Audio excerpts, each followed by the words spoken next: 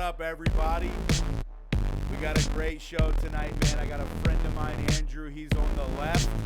Me and him are going to be talking about the shooting with Makiyah Bryant, whether it was justified, whether it was not. Real controversial stuff, but I'm excited to let you guys be part of the process, man. We got to start talking more often anyway to bring the two sides together. So let's do this, y'all.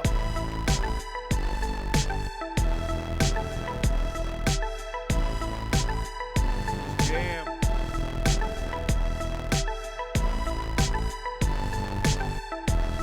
Hey, what's up? You hear me? Yeah, can you hear me? Yeah, you look like one. Awesome, dude. Sorry, I was doing my intro there, man. I keep trying to keep it chill in the intros. How you doing, man? Oh, no, you're good. Oh, not bad. Oh, I'm going to record it if that's cool, too, just so I have a copy or whatever. Yeah, I'll send you one. I'll send you this copy if you want. It's OBS, so it's super high quality. Okay. Yeah, either way works. Sure. Yeah, man. So Yeah. for those of you who don't know, this is Andrew. Me and Andrew known each other for like 5-6 years or so. We're totally different in our political approaches, but me and him were talking the other night, and we were talking about how from the premise of, I believe that Andrew thinks that if the world would adhere to some of the policies and the ideology that he has, that everybody will end up in a more prosperous and enjoyable life. I give him the credit of going, he believes that. And so we start from there, and I go, I want to know why you think what you think would work better. La-da-da-da-da. We're going to be talking about the Makiyah Bryant shooting mainly, but I think it's good for people on opposite sides to start with that premise unless you actually think the other side is evil, which I don't think that of you right now, and you don't think that of me, as I presume. Is that correct?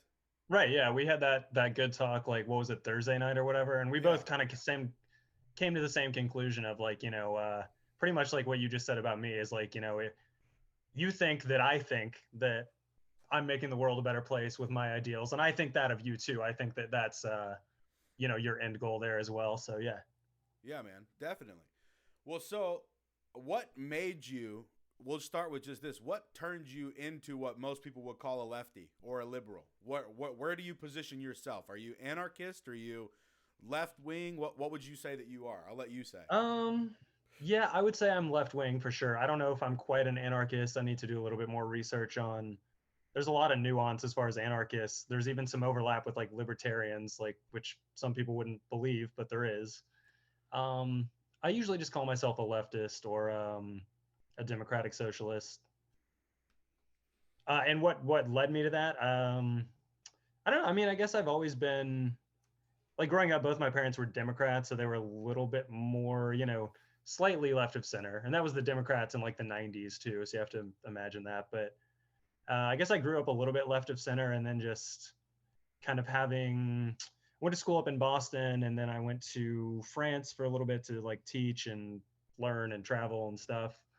And so that kind of broadened my, perspectives on what's possible in certain places and things like that too. Like we don't see people carrying hammer and sickle flags down the street here too much in the US. I mean, a little bit here and there, but over there,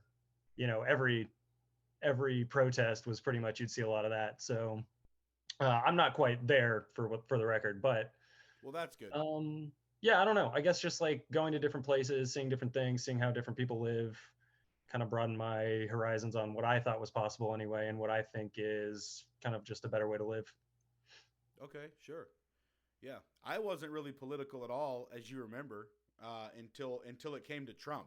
Right. I was going to say, when I met you, yeah, for a good few years there, it wasn't really. Yeah, I didn't really care about anything. The only thing that made me start caring was when I heard that they had said like 2 or 3 things about him that were really blatant, like attacks. At that point, it was not normal to hear the word racist that much. And so when I heard somebody say that he was racist and that he called all Mexicans rapists or something, it immediately made me go, well, that's really shitty. And then I went and looked it up and actually watched the full context video, which took me like 3 Google searches down like to the 3rd page of Google to actually find, and that bugged me. And then when you heard the whole context of the speech, It was not what the top 10 articles on Google said that actually happened. And that made me mad enough that I was like, what the hell? Why would they lie about something like this? And so that made me kind of galvanize, like, well, you bastards, for the first time ever. And then I was like, well, then why would they lie? And then I just kept happening over the next year and a half or so. And it made me more and more staunch in my position. Like, no, he's not what you guys keep saying.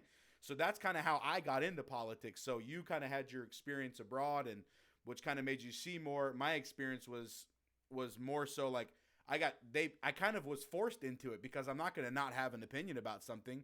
And if I felt like one side was lying about one particular thing, I wanted to have the clarity on it. So that's what dug me into politics originally, and now it's gone a lot further than that. For me, I've been doing a lot of studying and stuff for years now. Yeah, I was gonna say for the last 4 or 5 years, I guess. Yeah.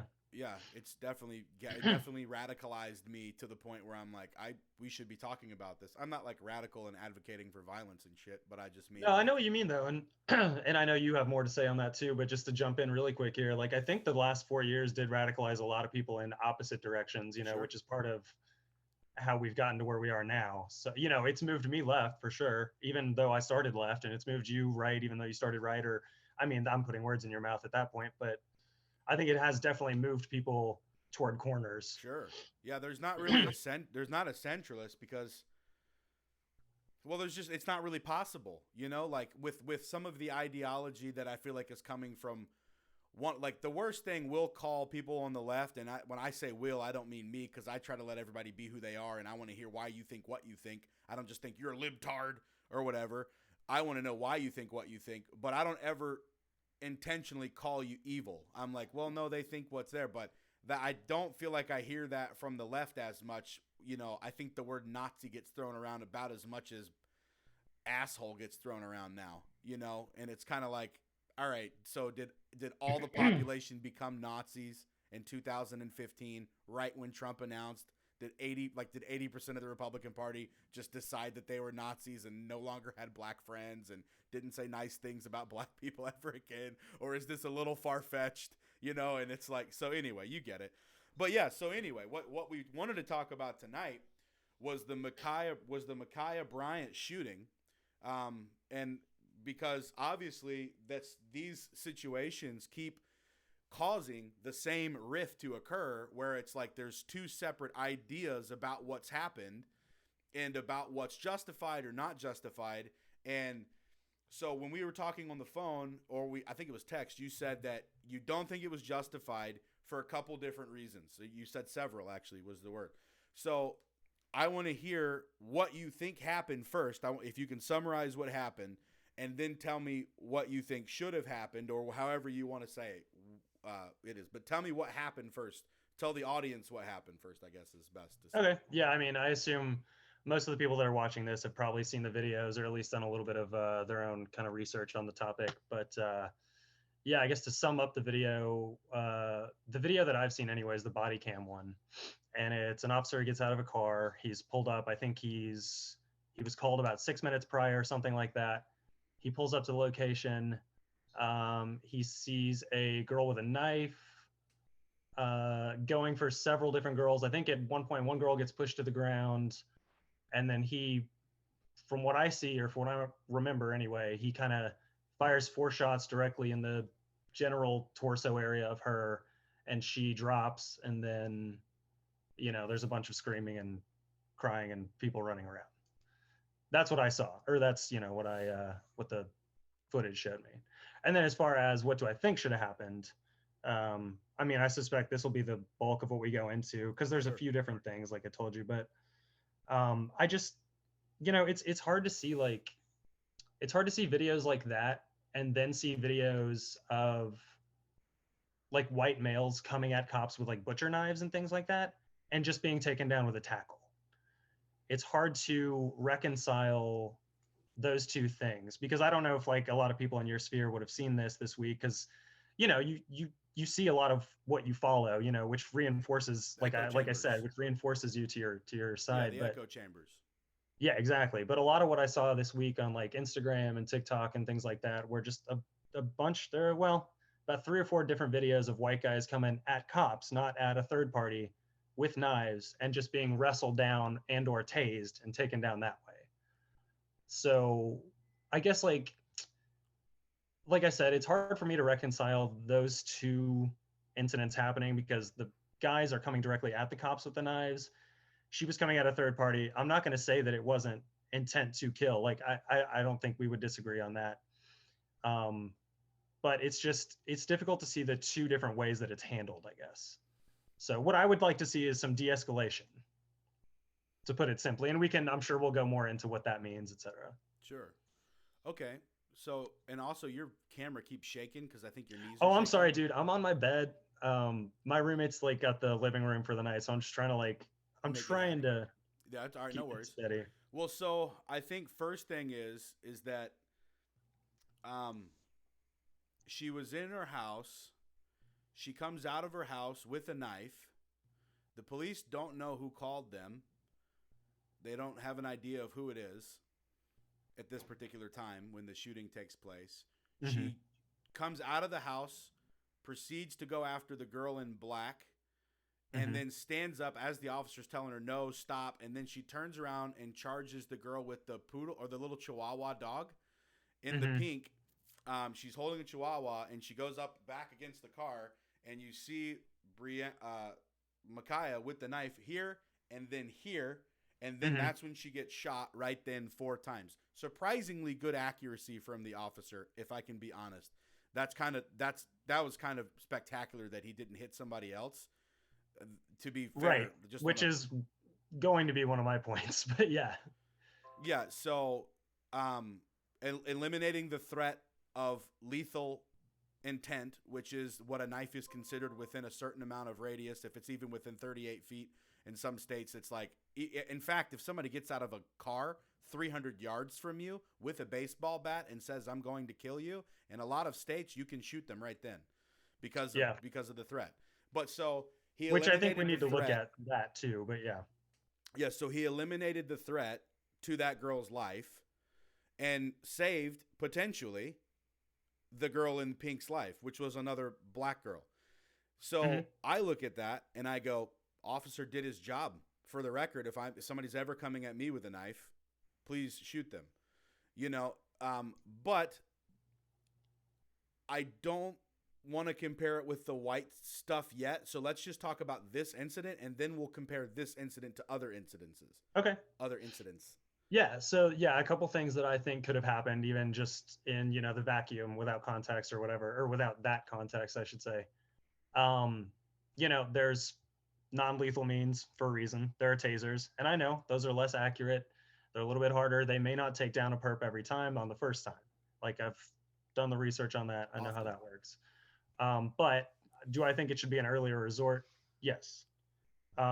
There's also, a lot of the podcasts that I listened to last year before the election, Donald Trump was talking about, just shoot him, in the chest or whatever. And Joe Biden was taking the tack of like, oh, just shoot him in the leg.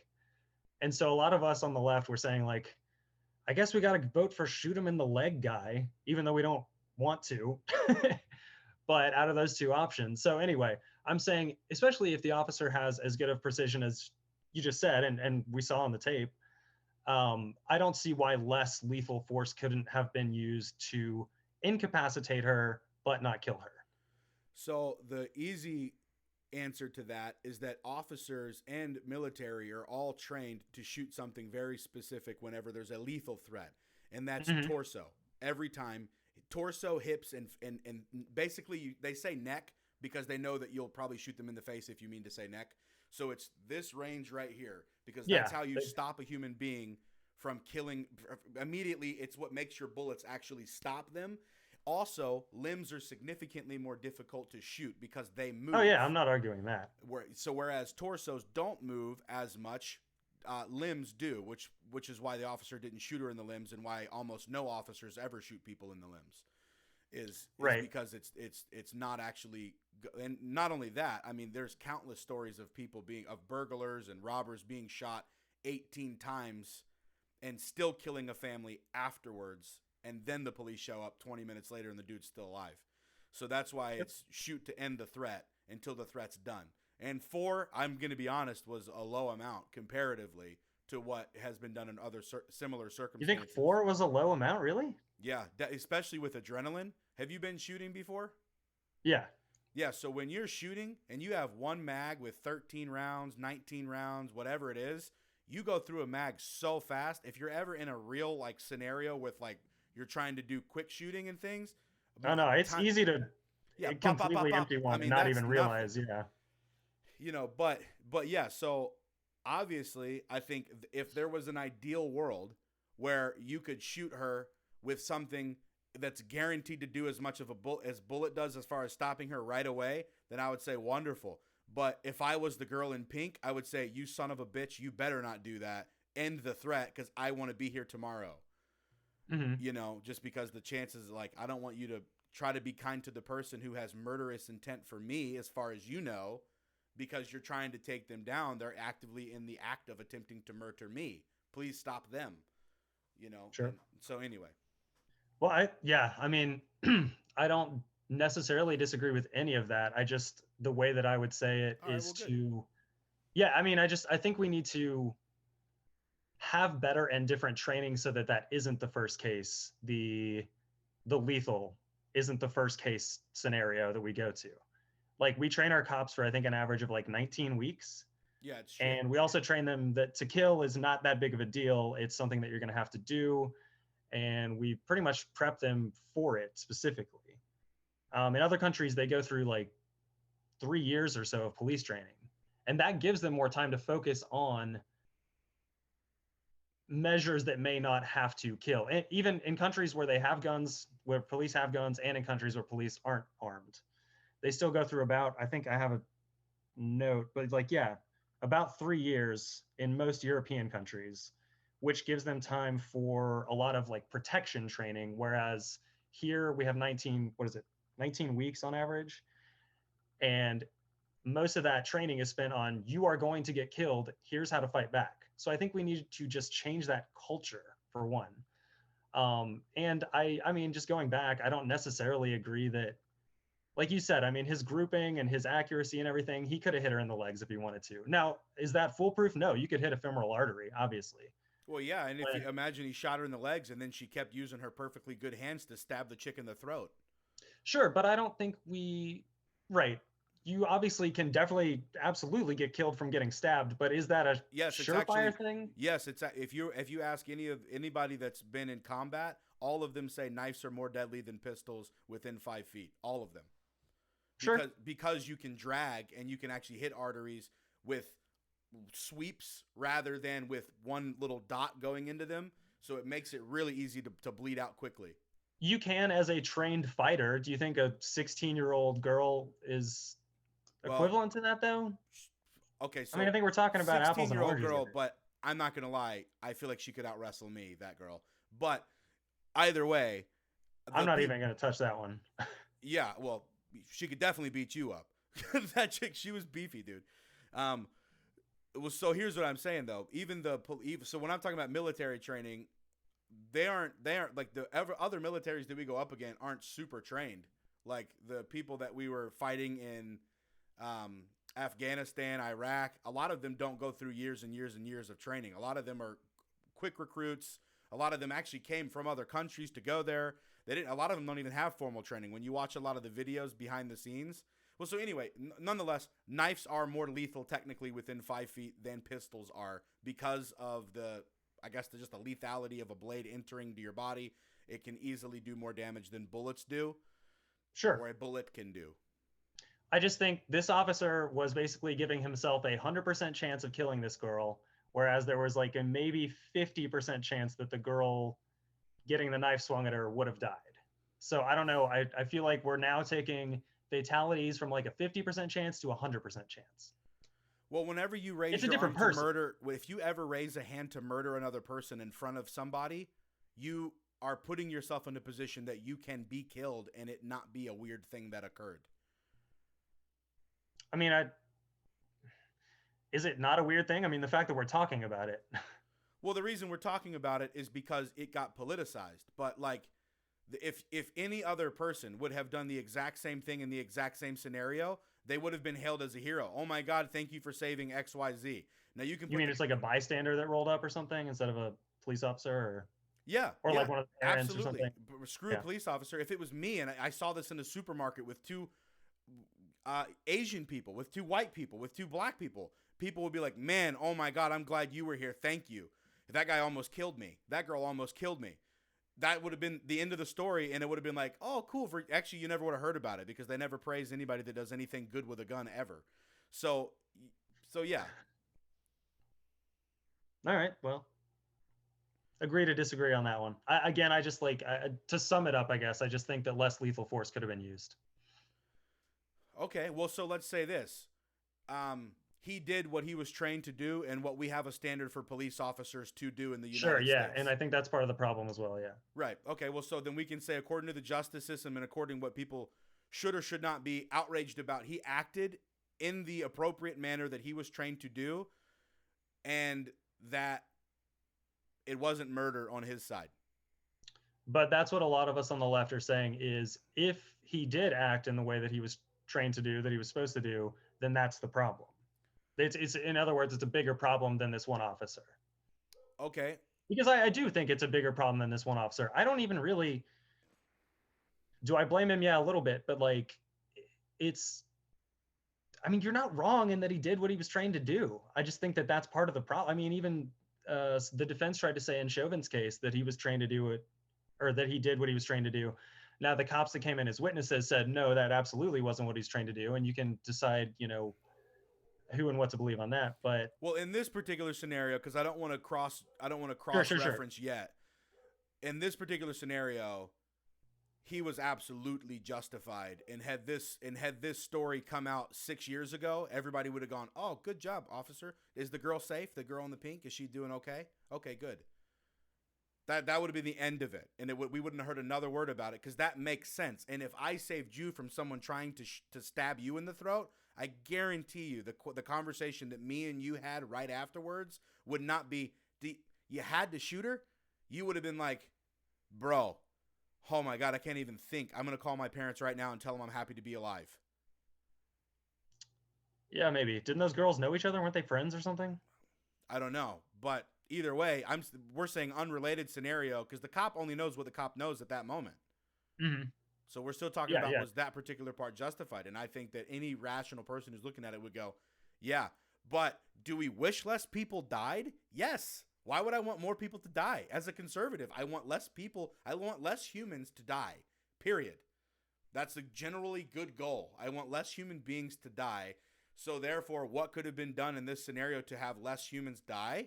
Well, we can start on the side of the officer and go, it would be neat if there was some all-encompassing bullets that did like what those cool guns in Fast and Furious did when they wanted to deactivate the car. They would shoot the little electronic probe and it went bang, and then it knocked out the whole car. That would be cool if one of those types of things existed that was perfect and wasn't like connected to the battery through cords that made it go weird windage and didn't get stopped by fabric in their clothes like a lot of times tasers do. Like that would be neat, but since that's not a reality yet, then I have to go, okay, what else can we do? Maybe he could have hit the girls with the car. No, he was already out of the car. That wouldn't have worked. What else can happen? Well, first off, maybe she couldn't have come outside with a fucking knife and tried to stab the girl. We can start there with maybe you could not try to stab other people. That would have certainly de-escalated the scenario, it seems. Right? Can we agree on that maybe that would have helped? We can agree. Yeah, we can agree on that simple fact. Yeah. All right. So at least we're there. So then it's like, how much of this is culturally created, and then how much is it us being mad that the cat keeps catching the mice, but we're telling the mice through our cultural conditioning to go and do certain things that are a position where cats can catch them, and it's like, why are we advocating for butcherous behavior amongst any generation? It's not a black and white thing. It's not an Asian thing. It's a cultural thing that now it's seen as a norm to do something like that. And that's just, I think that's a degradation of society as a whole. Wait, it's seen as a norm to do something like what? Well, just any violent acts. I mean, just in general, to be in a situation where you're yelling with a bunch of people, and then you go and grab a weapon to go and solve the issue is a cultural issue. White, black, green, or orange. We should be telling people, listen, remember the movie Friday? Craig, put the gun down. Live to fight another day. You know? Put the knife down. Live to fight another day, man. You know, like you don't need all that nonsense if you anyway. So I'm saying that this is obviously like people are upset with the police officers. And I see it very similar to the way that when my wife was a teacher, a lot of the parents are upset with the teachers, but the kids aren't getting any upbringing at home at all. And so I look at that and I go, man, I think this is a multifaceted problem, but to pretend that we don't have like a cultural problem is a little bit naive. There's obviously cultural issues at stake here. Yeah, we have big cultural issues for sure. We don't have time to go into them tonight, probably. But yeah, I mean, there are a lot of things that lead to. I mean, you and I have talked about that before, several years ago, even really. Um, but yes, there are cultural issues for sure that go back generations and generations, and it's basically just a bunch of us, people that look like me and you, not helping a lot of people that look like Makiyah Bryant. So I don't think we're going to agree on a lot of that, but between redlining and all the other things that have basically kept them in the situation that they've been in, yeah, I don't know. It is a cultural issue, but it's a very nuanced one. Yeah, and maybe we'll do another video on that one day about the specifics of that, because I don't disagree that black people have been purposely disadvantaged. Actually, I would say certainly they have been purposely disadvantaged. I don't know that I would call it white privilege as much as I would call it intentional black underprivilege, because obviously white people are not the only prosperous people in the U.S. They're not even the top most wealthy per household. Asians, Pakistanis, they do significantly better than white people do in the U.S. But I would obviously still say, the reason I'm saying that is because if you said the purpose of the U.S. was to perpetuate white supremacy, well, then they've done a really shitty job of doing that since they're not the top. I'm going to have to disagree on that one. Okay, well, which part do you I think we've done a very good job of keeping white supremacy in place. Well, and I think the police make more money than us, and so do Pakistanis, and so do like 3 other races. So why aren't we on top? Okay, so did this like model minority thing that you're kind of, that I've heard people on your side talk about? I don't know if that's exactly what you're going into, but it seems like, did that model minority thing help them in Atlanta? Like, did it help these people who have had to work at nail salons all their lives? Does it help the average person? Sure, there are probably fewer, I think statistically, there are fewer immigrants from Southeast, South Asia, East Asia, et cetera. And maybe of those percentage or of those folks, there is a decent percentage that does all right.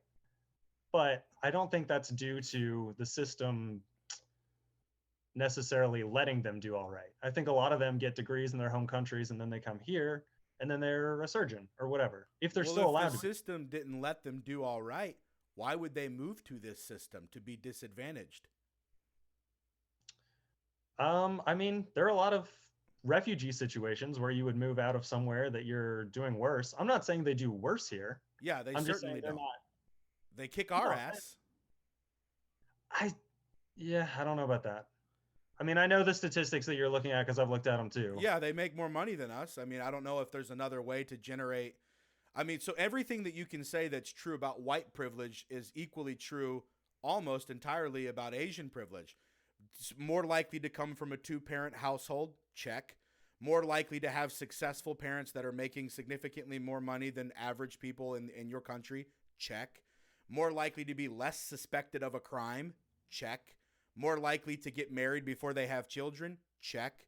You know what I'm saying? Like, I mean, anything that you can say about white privilege, I feel like, besides the fact that, well, no, actually, because you could kind of say that too, but I feel like is equally true about some of the other cultures that are, or other races that are coming here and dominating and dunking on us in multiple arenas.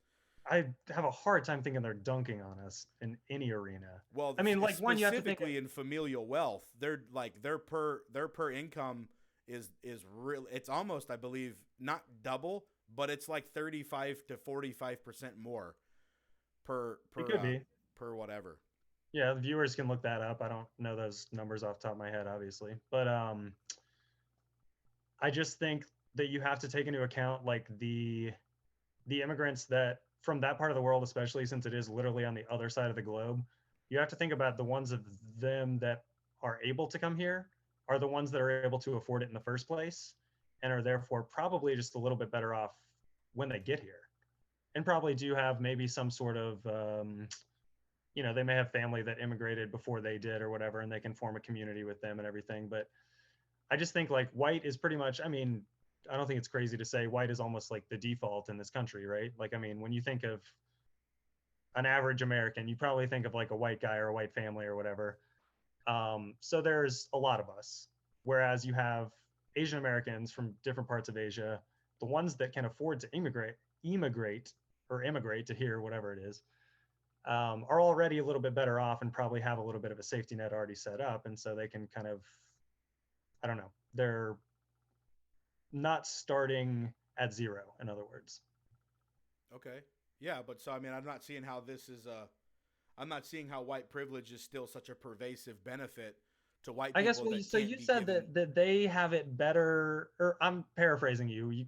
Viewers can go back and see exactly what you said, but something about they have it better than we do. Well, what about Atlanta? What about the shooting where like the nail salon folks and the tanning salon folks and everything that got shot? Like, do us as white people have these same fears that we're going to get blamed for a virus or blamed for this or blamed for that? Well, Like, some of the people in the nail salon were white. And then a week later, a dude walked into a grocery store and shot 10 people, of which were all white in Colorado. And then guess what? The shooter was blamed because why? They said he was white, but his name was Ahmed. So not only did he kill 10 people and they were all white and nobody gave a shit about it, they blamed the shooter for being white.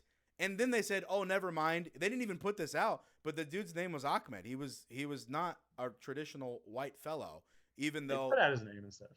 Say that and I again? don't think nobody. I would challenge your assertion that nobody cared. Okay, sure. No, okay. So let me say this: nobody said this was a hate crime against white people, even though 10 white people died. But they called it a hate crime against Asians when a couple white people were killed a week earlier. I'm not saying it wasn't a hate crime against Asians. In fact, the guy that shot the Asian nail salons up said that it was not. He said it was a sexual problem that he had where he viewed the happy ending people in a certain way. The happy ending people. Care to elaborate? Well, yeah. So he was talking about the sexual fantasies that he had with Asian women. Right. Right. At that particular parlor. And that's, and so he was basically saying, I want to end the opportunity for sexual gratification in this particular way. And so he shot everyone that he felt like was involved in this thing in his mind. And so He said it wasn't even, he said, well, so I said the happy ending thing. He didn't say that. He just said that it was like a place to get sexually gratified, and he wanted to destroy the temptation for it. So he said it wasn't a racial thing, that it was a sexual thing. I think that maybe he might have conflated the two, but that's speculation. So far as we can tell, he didn't just shoot Asian people. He shot other people too. All right. So think about where he went to shoot people, though. Nail salons and tanning salons or whatever. There's one tanning salon and 2 nail salons or whatever. Like, that's targeted. Well, I don't know much about Atlanta, but around here, all the tanning salons are run by little white girls who have daddy's money and just want to. Yeah, it may have not been a tanning salon, but I know it was at least 2 different nail salons. And you have to think about who generally runs those, right? Whereas a grocery store it's just who is there. Grocery stores reflect the community at large. Whoever shops there is probably the people that live in this area that's X number of miles from this grocery store, right? But when you're going specifically to nail salons, that's targeted. And I don't even know if you're disagreeing with me necessarily, but that to me is targeting, whereas a grocery store... Yeah, but if you just shot people, why wouldn't you say that I wanted to kill Asian people? Like, it's not like you're not going to jail for life anyway. You might as well be like, yeah, I hate Asians. But he didn't say that. He was like, no, it was a sexual thing. It was like, well, like you said, I'm pretty sure he was conflating the two. Yeah, I mean, that was speculation. I can't say that because he didn't say that. Not every terrorist. Why wouldn't you? Look, if you're going to jail for life, why not be like, yeah, I hate Asians, kill them all? But that's not what he said. Well, why not? What does he have to lose? His reputation? You know? It's like, bro, you just murdered people, dog. Yeah. I'm saying not every terrorist leaves a manifesto. A lot of them recently have written it online or put it on a blog Yeah, post like or the whatever. Ahmed shooter was claiming allegiance to ISIS, and he was like, "We're gonna something something." Yeah, I was thinking I was thinking specifically of the Christchurch shooter in New Zealand. What was like 2 years ago or whatever. Too had that whole manifesto and thing about where and why and whatever. Not all of them do that, but Right. to me, it's like don't play dumb. It's like you can see from the actions, from the places that he goes to, from the people that he shoots. And yes, there were white people in these places that did get shot too, but I don't need to hear it directly from him. I can put two and two together. It's not hard.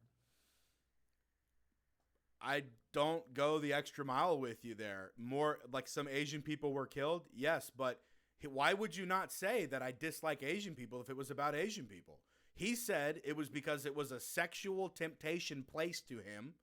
I'm guessing that he had frequented there before, and Right. Well, he wanted to I was, destroy the opportunity for temptation. That makes crazy sense to me. Like, oh, you're fucking crazy, and you have a sexual problem, you idiot, and you tried to end it this way because your mom never taught you and your father never taught you about self-damn control.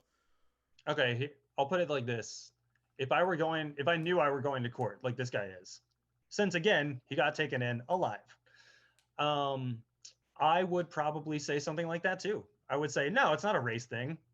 Why? I don't You want to be just tried killed for people. You're going to because jail I don't for want to be. life. Yeah, but do you know how much extra hate crime adds onto what you're already being charged with? If it gets classified as a hate crime, you're adding time and you're adding, well, time. He's in jail for life no matter what time is added. You don't get to kill Yeah, 6 people and walk away and act like nothing. Like, oh, I got out in 40 years. The hell you do. You're done, Zoe. You'll probably be killed anyway in the system. I guess. Or Yeah, you no, it's can not a shoot up an guess. You entire will go to black jail church and for. go He to will Burger never come King. out of jail. Yeah. I mean, you're probably right. But like, if I were him and like you said, if he's mentally unstable, I don't know the case.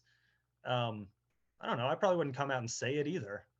I I would. don't even know if Dylan Roof, well, maybe he did. I was going to say some of these ones where it's very obvious, they still don't come out and say it, but you know what it is. Yeah. Well, I mean, I guess it's still speculation though. But so I don't really call that a hate crime. I go, I don't know because it's impossible to know that what you're saying is because of their race. And I'm not on the team that goes, well, it's just safe to assume. And it's like, no, that's shitty, actually. That's not good. That's not good. That wouldn't hold up in any kind of Greek philosophy conversation where you destroy ideas with other ideas. It's not fair to assume that. Okay. I've seen you assume a lot vaguer things, but okay. Oh, well, in this conversation, I haven't. I think it's been pretty fair. No, you haven't in this conversation. I just mean in general. Yeah, well, you've known me for like 7 years or whatever. So, I mean, come I on. was gonna say the same could probably be said of me. So yeah. Yeah. Well, okay. So, I mean, yeah, because I can't say that was definitely a hate crime. But either way, when we look at shootings in the U.S., well, let me just ask. Let me see what time it is real quick because I want to make sure. Okay, good. We got like 15 minutes left before it's been an hour because Instagram. Oh yeah, I didn't know if you had the free version or what on Zoom. No, I have the paid version, because of work. But oh, but you got to keep it to like okay. But just for Instagram Live to be able to upload it, it has to be just an hour, and I want you to to be able to do it too. But so anyway, let me think here on what is your position on guns as a whole. Guns as a whole, as like as far as private ownership or police with guns. Well, you don't like the government, right? You'd like if Trump was in office, you wouldn't want his fat ass to be the one who has all the guns, right? I guess not. No. Right. But generally, you don't trust cops, so you don't want cops to have all the guns. No. Right. Okay. So then the only other option is that other so people you're talking have about guns. Like private owners. Yeah. Okay. No, right. So let's land on the, at least we agree that you don't want only cops and the government to have guns. Okay. So then. Yeah. No, I may actually be closer to your beliefs and ideals on this than you may think. And again, that may be like a somewhat recent position that I've taken, at least in the past few years. Like a couple friends and I have a podcast, and we've talked about this. both on air and off. But I'm actually pretty pro Second Amendment and pretty pro gun, at least a lot more than I used to be. Well, good. I used to not be very pro, not super anti either, but I thought, I don't know. I guess I held some outdated ideas maybe that Sure. I don't currently hold. I'm buying one very soon, so. Oh, good, man. Yeah, that's awesome, dude. That's really awesome. Yeah, because I'm seeing a lot of people on the left start kind of pushing with the idea that because the media is talking about shootings more often now and talking about assault weapons and all this nonsense when they don't even know the difference between them whenever they explain it. Right. I think you and I probably agree on a lot of like Biden going up there and talking about guns is about the worst friggin' thing that can. Yeah, I just Every time he opens his mouth about it, you can tell how little he knows yeah, and how well, little the people around him know too, to be honest. and that's just like I think that's embarrassing. Like, why do you have such a staunch opinion about something that you don't know about? And that just kind of takes away from the authenticity, which nobody believes the authenticity of any politician anymore anyway. I mean, you probably because you were going for Bernie back in the day, you were like hardcore Bernie, which it turns out you got Bernie plus anyway because Biden and Harris. I mean, Harris was more far left than almost Bernie even was. No. Harris Yes. is a cop, dude. Harris is a cop. We straight up, all of us that liked Bernie, none of us like Harris. And we like Well, Biden less. she was on I think it was Rasmussen. They said that she was the most left in all from any of the what was she in? Was she Senate? No. What was she in before she got president? Yeah, she was a senator. Senator, yeah, senator. So among all the senators, she was rated from a neutral party that she was the most left from like three neutral parties. I don't think I would call Rasmussen neutral. They're very, very much on the right. But if there were two others, then maybe. Yeah, I think one of them was Gallup, but I honestly I can't remember. I haven't seen that particular thing. But I remember she had an interview where she was being questioned by like CBS, somebody who's not on the right, and they were like, "You are the most liberal of all the senators," and she was like, "I don't know that I'd say the most," and they were like, "No." And they pulled out like 10 sheets. They're like, "You're the most." And she was like, "Okay, yes, I agree," or whatever. So anyway, I guess all this to say, I think me and you might agree more on that. So yeah, I think guns are a good thing. I think generally speaking, they lessen crime and hundreds of thousands of times a year that you probably don't hear about. Women that could be potentially on a jog and about to get raped, people that back down from big fights because they see somebody in their front yard has a shotgun, other things like that. I mean, I can give you 1,000 stories from concealed carry classes that they talk about.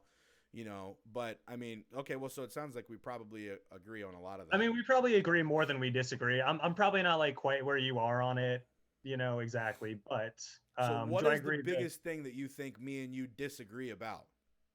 as far as Well, I'm a firearms or guns? conservative. I supported Trump, right? So other Mhm. than Trump's personality, which some people don't like or whatever, what is the biggest thing that you think that the left, which is kind of you, and me being a Trump supporter MAGA guy who thinks it's actually a good conservative ideology, what do you think me and you disagree on the most? Or what is the worst thing about my side that you're like, you guys don't seem to know about this category that frustrates you the most? What would you say that it is? Uh, yeah, I wasn't ready for that question. Um, Well, I'll start then. okay. I think the thing on the left that makes a lot of MAGA people mad is they seem to think that MAGA or conservative people are heartless because we consistently want to go, no, let's look at what you're proposing as a solution to the problem that you're claiming. And we don't feel like there's a lot of congruency from what you're saying is the problem.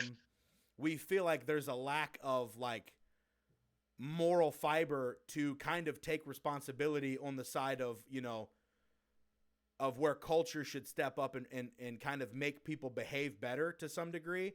But then also in some of the solutions that are being proposed for some of the problems, it seems like it's lopsided in a way that's not just. And so I think a lot of conservatives feel that way. lopsided in a way that's not just that, or that's not even-handed, or that's not. Yeah, that's not like it's like earlier. Like instead of saying, "Hey, how about you don't come out with a knife?" Everybody's going, "How can we make police be less lethal?" And it's like make the citizens become less lethal. Hopefully, like we should never behave. We should never be in a situation like my daughter will never behave that way. No doubt about it. She won't ever act that way because I'll never tell her it's okay to be that way. And if she ever tries to show aggression in that manner, I'm going to discipline her thoroughly so that she doesn't think that's a legitimate way to react to another human being. And so it's like, obviously that's, I want to take responsibility and to go, I have to figure this shit out and try to change it. So anyway, I'll let you kind of give your opinion about the other thing. What if you've thought about it any? We got about I mean, I guess 7 or 8 minutes left. Yeah, okay. I guess like to kind of try and like sum it up into one thing. I guess a lot of it would be like a certain like lack of backbone, or like just an overall hypocrisy. It seems like you guys have such a will to power that you'll do anything to get power, including steal an election if you can, which you couldn't this time, but who knows next time. That you only care about being in power and you don't care about past inconsistencies. So like things like Merrick Garland versus Amy Coney Barrett. It's like Merrick Garland's being brought up for a judgeship with what, 8 months left in Obama's term, or second term. And Mitch McConnell, and this is mostly a gripe against like older school Republicans like Mitch McConnell and people like that. But they're very like, well, no, we can't, there's 8 months left and it just wouldn't be proper. And then whatever, RBG dies, and then they put up Amy Coney Barrett with like 2 months left, and even that may be generous. It was like 1 or something. And they're like, well, it wouldn't be proper to not push her through. So for us, I guess a lot of what we see on your side is just like a lack of consistency. And we pride ourselves on, and I'm not saying that everyone on the left is consistent. Do not hear what I'm not saying. Sure. But that's why a lot of us like Bernie, is because he's been saying the same thing year after year after year after year. And we're kind of seeing how that goes with AOC. She's had a couple slip ups, but generally she seems to stay on message. I guess that would be the main thing that we see. So about hypocrisy, you feel like it's yeah. Okay. Yeah, that's I mean I think that's a pretty. So in order to like evaluate those things, we'd have to go into certain circumstances and be like, okay, so what was the situation? How is that different than this one? And you agree with that? Right. But like for us to go into both your and my parts of this, we'd have to have a whole nother, Yeah, which we will. This is good. 50 kind of, yeah. This is good for viewers. Because they need to see more of this, man. Because if it keeps going in the direction that it is, it's not going to end good for anybody. And we need to be doing. Yeah, a lot of the things we could talk about are the things we do agree on. I mean, again, we only have 5 or so minutes left this time, but I mean, yeah, we probably agree on a lot more than I or you think we do, to be honest. Yeah. Not everything, not a lot of the big things even, but I mean, like, I have close friends that are Trump supporters, and we agree on things like there should be term limits for senators, there should be this, that, and the other, and things that I've heard you talk about that I don't disagree with you on. Yeah. There's a lot, that we agree on. Again, some of the big stuff we don't, but we can get there, Yeah. Well, so I want to give a shout out to your page for Instagram for everybody, for the viewers out there that are listening in. If you want to tell everybody your Instagram handle so that they can follow you if they want to. Sure. Yeah, it's at darthplaydoh. That's Darth like Star Wars, and then Play-Doh like the copywritten product. So. Which is, how do you spell that? DARTHPLAYDOH. Okay, yeah. There you go. So yeah, go check him out. He's got a podcast that he's doing too, guys. It's probably a lot less PG than this has been so far. There is swearing on that one. So yeah. I mean, I don't mind swearing. I just mean like when Andrew gets riled, the gloves come off sometimes, and that's okay. But yeah, I mean, I think there's a lot of things we can agree on. I think on the right, we see hypocrisy too. Like, I mean, look, sure, yeah. AOC doing a photo shoot at the damn border with nobody on the other side of the fence, dressed in all white, having a camera crew come down here and fake like she's crying and doing fake tears back in the day. And then now the problem is literally 3 times worse currently than it was when she had the photo shoot, and we're not hearing anything about it. So like, we feel the same way about hypocrisy on the other side, and we're going, look, at least be congruent. I mean, you know, you have Harris saying that, I promise you, Joe Biden is not going to ban fracking, and then it's like, bump, yes, he is.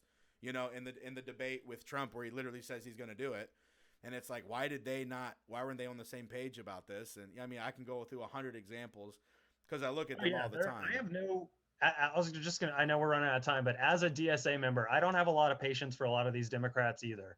I mean, and also, I'm not a Republican.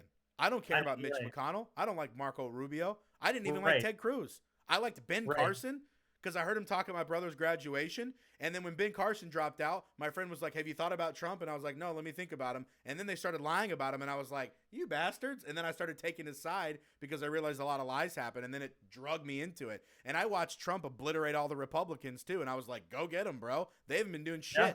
The Republicans and the Democrats from when LBJ signed the stupid war on poverty all the way up to freaking the war in Iraq when Bush published that has not been for the American people. Left and right have been shitting on Americans for the past 50 years in such an overt way.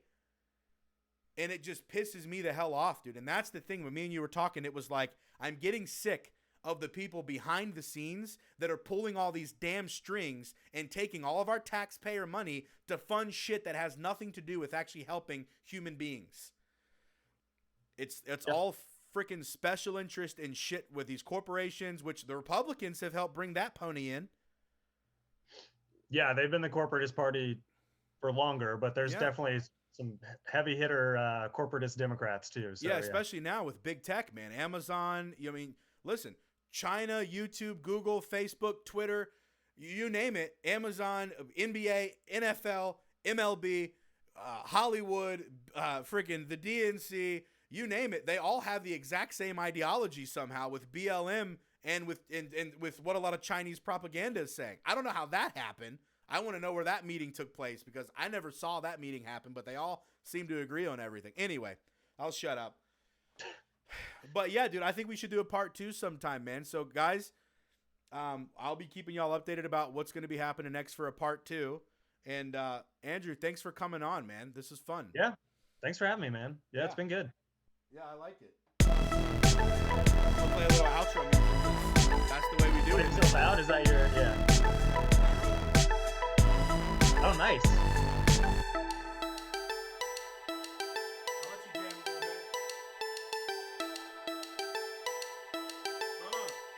it comes.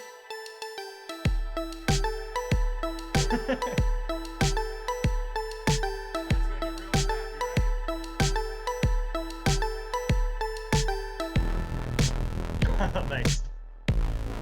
I wish I had better speakers for that part. She's so bad.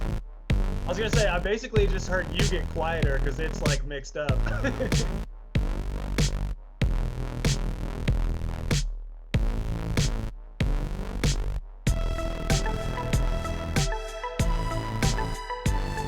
Alright, folks.